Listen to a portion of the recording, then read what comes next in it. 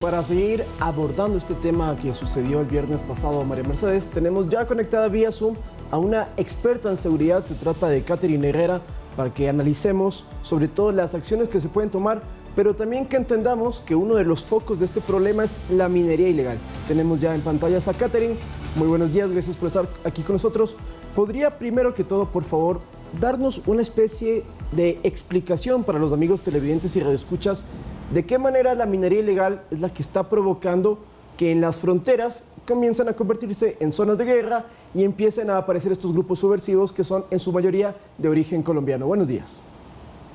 Muy buenos días, muchísimas gracias por la invitación y a toda la audiencia. ¿Qué es lo que sucede? Pues el grupo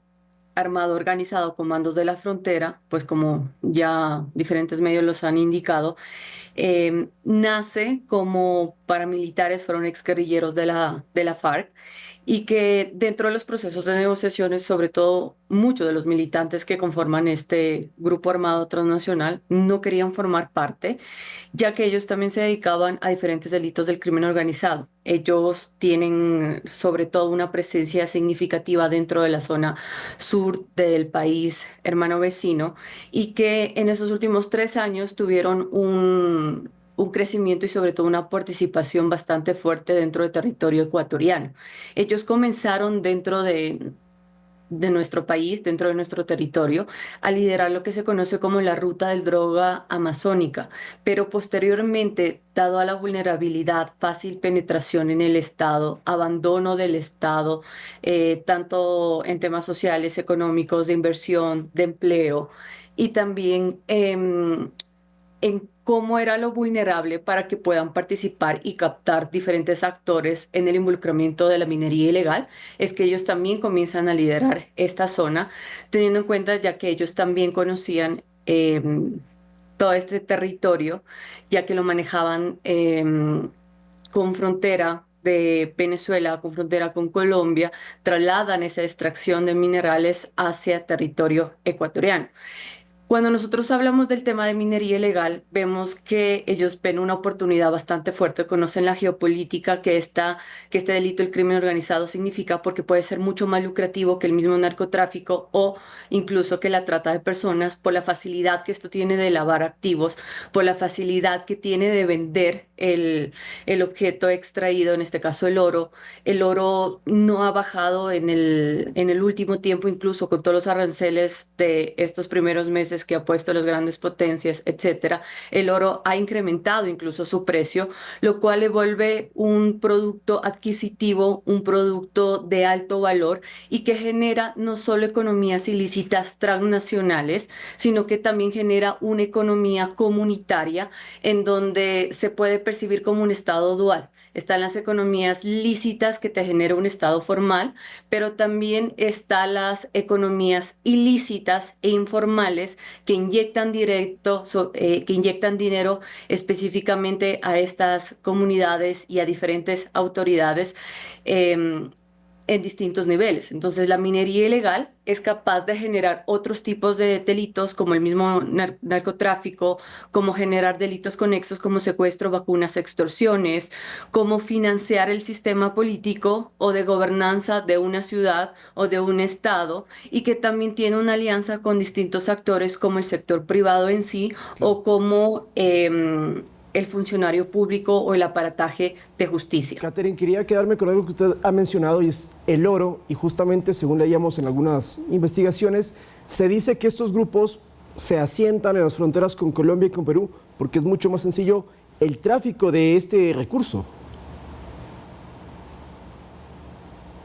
Sí, así es.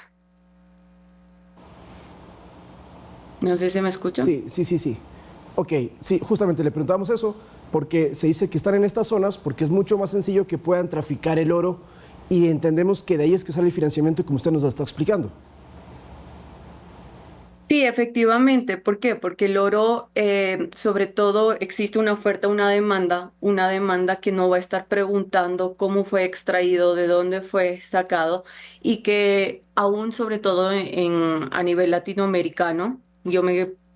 me permitiría decir a nivel sudamericano, no existe un control o una verificación de cómo los diferentes minerales o piedras que son extraídas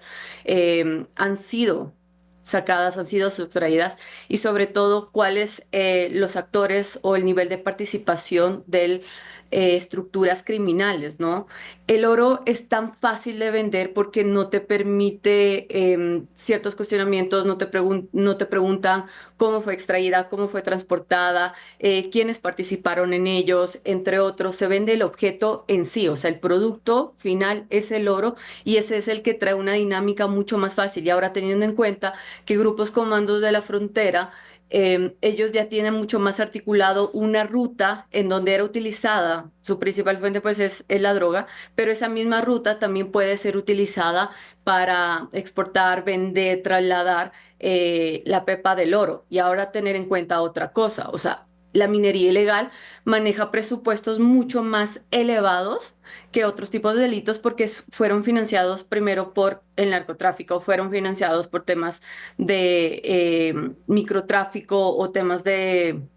secuestros, vacunas, extorsiones, dependiendo el territorio, que cuentan con un dinero ilícito mucho más exuberante que le permite incluso dinamizar ese traslado dentro de las economías formales o logísticas formales del Estado ecuatoriano y sacarlo del país sin ningún inconveniente. Y otro problema es que para la minería ilegal no existe un análisis de identificación en cuanto a cómo esa economía ilícita que genera la minería ilegal se transforma en economía formal, es decir, cómo el sector privado o cómo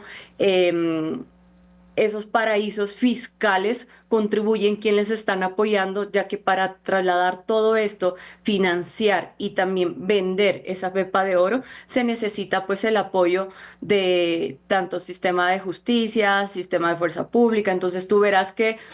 una cosa particular en el tema de minería ilegal, sobre todo en la Amazonía, es que el grupo Comando de la Frontera, lo único que ellos estaban a cargo era el tema de proveer seguridad y también verificar que el negocio continúe. Pero quienes estaban a cargo del tema de traslado, del tema de transporte, etcétera, era otros aliados que ellos pueden comprar. El tema de minería, es decir, que trabajan dentro de las minas, son específicamente ciudadanos que de una u otra forma, ya sea por amenazas o por un tema de vulneración o de carencias, son captados por estos grupos o estructuras criminales que tienden a hacer el trabajo. Catherine, otro de los aliados, y se ha dicho ahora que son los lobos ecuatorianos que están trabajando con este comando de la frontera. ¿Podríamos pensar en estos momentos que este grupo, o estos grupos que están en la frontera, podrían ir buscando más aliados y que estas bandas de delincuencia organizada pueden unirse y buscar estos intereses en los sectores estratégicos de nuestro país, convirtiéndose ya en un delito y en una situación que puede escalar mucho más en el Ecuador? Bueno, aquí lo importante es tener en cuenta que el Estado ecuatoriano ha estado desviando sus prioridades en cuanto a temas de amenaza. Ya, nosotros nos hemos concentrado mucho en temas de narcotráfico, crimen organizado, en lo que es en el Pacífico, principalmente en ciudades de la costa ecuatoriana, pero no entendemos que el crimen organizado es silencioso, que el crimen organizado no actúa si no es con el consentimiento del Estado en sí y que necesita lugares en donde no se genere violencia. Esta es una respuesta ya que le permite incrementar su actividad delictiva y teniendo en cuenta que este grupo Comando de la Frontera es como una empresa organizada transnacional del delito que tiene la capacidad de adaptarse a distintas dinámicas del crimen organizado que ellos identifiquen que pueden proveer el espacio donde ellos están co-gobernando con esta gobernanza criminal, como yo menciono, y que ellos están operando. Entonces, si el día de mañana ellos van a identificar, por ejemplo, que hay más temas de trata de personas o que hay un tema de narcotráfico, continuar con la ruta amazónica del narcotráfico, lo van a seguir haciendo, pero para eso ellos van a contratar los servicios de estructuras criminales locales, porque son ellos los que ya cuentan también con una capacidad armamentista, manejan o regulan el monopolio ilegítimo de la fuerza,